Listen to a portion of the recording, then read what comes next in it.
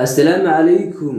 markuu qofku dhasho waxa jira waxyaabo badan kuwaas oo qeexiya astaamaha qofka laga soo bilaabo xilliga uu dhasho ilaa xilliga magac-bixinta. waxyaabahaas oo dhan waxay naga saacidayaan inaan ogaano shakhsiyadda qofka. xarafka ugu horreeya magacu wuxuu saameyn weyn ku leeyahay nolosha qofka. waxaan halkan idinku sheegayaa astaamaha dadka magacoodu ka bilaabo xarafka ma ama m.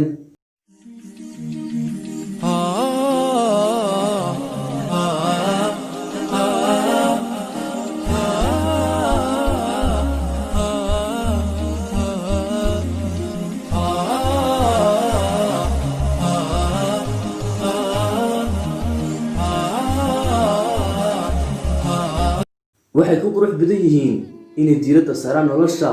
waxay iyagu had iyo jeer fikrad ka haystaan waxay marka xigta samayn lahaayeen, kama xishoodaan inay tijaabiyaan waxyaabaha cusub ee ku hareeraysan. waa dad anshax iyo qiimo leh. waxay leeyihiin astaan xoog badan oo macno leh. waxay qiimeeyeen dhaqanka, anshaxa iyo moraalka cidda kale oo dhan.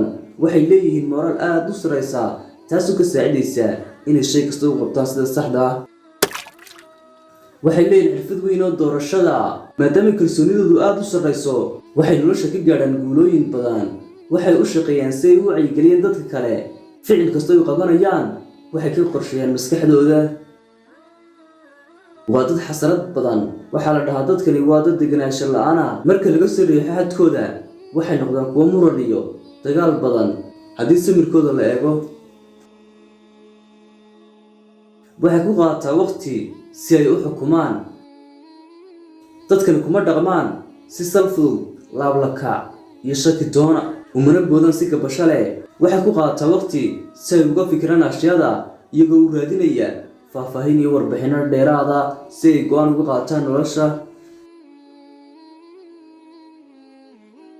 waa dad jacaylka wax ka aqaana ama romantic ah. dadkani waa dad jacaylka wax ka aqaana. sidoo kale dadkani waa dad xishood badan oo dhulka eega. qaar kamid dadkani waxay xarfaan ku yihiin farshaxanka waxyaabaha dabiiciga. waxay khibrad fiican u leeyihiin nolosha. waa dad daacada, waxaanay si xoog loo muujiyaan raaxada ay dareemayaan. waxay taageeraan dadka ay jecel yihiin. waxay u janjeereen inay caawiyaan dadka ay jecel yihiin. waxay u jihaatamaan oo u dagaalamaan waxay aaminsan yihiin, kamana laabtaan inay taageeraan shay kasta oo ay taageersan yihiin. والسلام عليكم ورحمة الله وبركاته.